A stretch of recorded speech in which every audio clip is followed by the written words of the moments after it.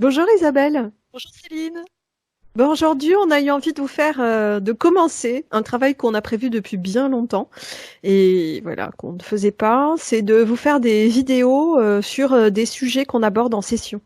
Et oui, parce qu'on travaille avec plein de concepts qu'on n'a pas forcément expliqués. Donc nous, on se comprend, mais si, si on est que deux à se comprendre, c'est un peu embêtant. Bah, c'est déjà pas mal, c'est confortable pour Oui, nous. c'est ça. Bon, le premier qu'on s'est dit qu'on aborderait, c'est la question de la sphère énergétique.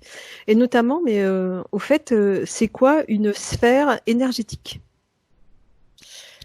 Alors, comment on aborde ça? Moi, je vois ça de la façon suivante. On est tous traversés par plein de courants électriques. Euh, comment dire? Les connexions nerveuses.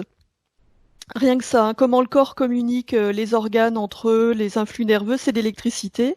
L'électricité, ça produit un champ électromagnétique. Donc en fait, autour de nous, il y a ce que certains appellent l'aura. On est entouré par un champ électromagnétique. Alors, ok. Moi, ma vision à moi, bon, ça se rejoint, hein, c'est juste la question de l'aborder qui est différente. Moi, ma façon de le voir, c'est que sur un plan physique, ce qui nous sépare des autres, c'est notre peau. On sait qu'à l'intérieur, c'est nous et à l'extérieur, c'est pas nous. Et que sur un plan énergétique, en revanche, ben, il est toujours bien difficile de savoir jusqu'où on s'arrête. En fait, c'est ça la sphère énergétique. C'est jusqu'où les autres, les énergies des autres m'atteignent et jusqu'où ça m'appartient, c'est à moi, ce sont mes énergies à moi qui circulent. Et oui, et du coup, on est tout de suite relié aux émotions. Quand on est en contact avec quelqu'un, je dis ça parce qu'en étant hypersensible, je le sens très très fort. Euh, la façon dont les autres vibrent et se sentent, ça va nous atteindre ou pas. Quelqu'un qui a peur, quelqu'un qui est en colère, ou quelqu'un qui est joyeux, ça va pas nous affecter de la même manière. Mais justement, on n'est pas obligé d'être affecté et on n'est pas obligé. On peut interagir avec quelqu'un sans se laisser interférer. C'est ça la question. L'interaction, c'est le fait de produire des échanges, hein, d'être en connexion avec l'autre. Le fait d'être interféré, c'est le fait que l'énergie de l'autre va nous déranger. Par exemple, vous avez une amie qui vient de vivre quelque chose de douloureux et vous allez la réconforter. Bah, il y a deux façons de réagir. La première, c'est d'être en soutien. Bien sûr, vous allez ressentir des émotions. Ça, c'est normal, c'est l'empathie. Ça, c'est tout à fait normal. En revanche, après avoir vécu ce moment de réconfort, bah, il y a deux options, quoi. Soit vous ressortez de là en me disant, oh là là, c'est compliqué ce qu'elle vit, mais vous, intérieurement, ça va. Vous pouvez être triste pour elle, mais pas être triste vous-même. En revanche, si ça rentre trop, ben, au final, vous allez être dans le même état que votre copine, voire c'est votre copine qui va dire non, mais ça va aller, ça va aller. Et c'est justement quand on réagit comme ça, et que là on est vraiment interféré par la douleur de l'autre, là ça va créer ce qu'on appelle des liens de douleur. C'est-à-dire que c'est comme si vous et votre ami, vous étiez reliés toutes les deux dans la douleur. En plus, s'il y a des liens de douleur qui se créent, vous n'allez pas pouvoir l'aider. Non, ça marche pas bien, non. Ça va, voilà. Donc il n'y a aucun intérêt ni pour vous, ni pour elle.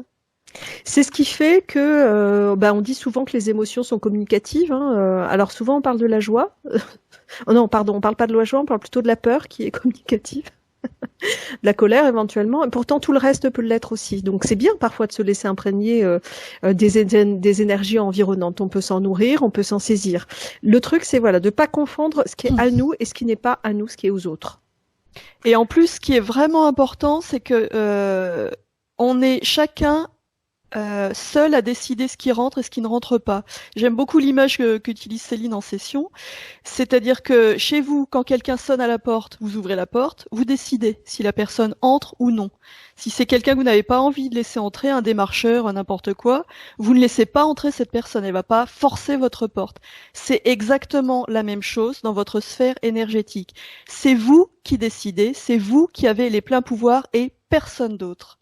Et ça, c'est vraiment fondamental. C'est vraiment fondamental parce que quand on est en séance, on va travailler sur votre sphère énergétique, c'est-à-dire que je demande à Isabelle de prendre contact avec ce qu'on appelle votre partie éthérique. C'est bien de ça dont il s'agit. En fait, il s'agit d'observer la personne, donc vous en l'occurrence, dans sa sphère énergétique, comment ça circule, et du coup, qu'est-ce qui est là et qui n'a pas lieu d'être, puisque effectivement, on va avoir laissé au cours de nos histoires, nos vies, nos mémoires, hein, peu importe les mots qu'on met derrière, on l'abordera à un autre moment, ça. Il arrive que du fait d'une mémoire ou d'une douleur, d'une émotion forte à un moment donné, d'une grande tristesse, d'une grande douleur, d'une grande peur, qu'à un moment donné on est laissé entrer, voire qu'on est fait entrer volontairement quelque chose, des énergies dans notre sphère énergétique. Ça nous perturbe, ça nous dérange. À partir de là, dans la mesure où c'est nous qui avons décidé de laisser entrer, ou c'est nous qui avons fait entrer, ça veut dire qu'on est aussi capable totalement de dégager et de faire sortir. C'est ça, c'est-à-dire que quoi qu'on ait laissé entrer, à partir du moment où on en prend conscience, c'est la première étape, en prendre conscience. Dès qu'on a identifié ce qui était entré, on peut décider que ça ressort. C'est une simple décision. J'ai laissé entrer, je vois ce que j'ai laissé entrer, maintenant je décide que ça sort. C'est aussi simple que ça. Vous emménagez dans une maison, vous avez des voisins très sympathiques.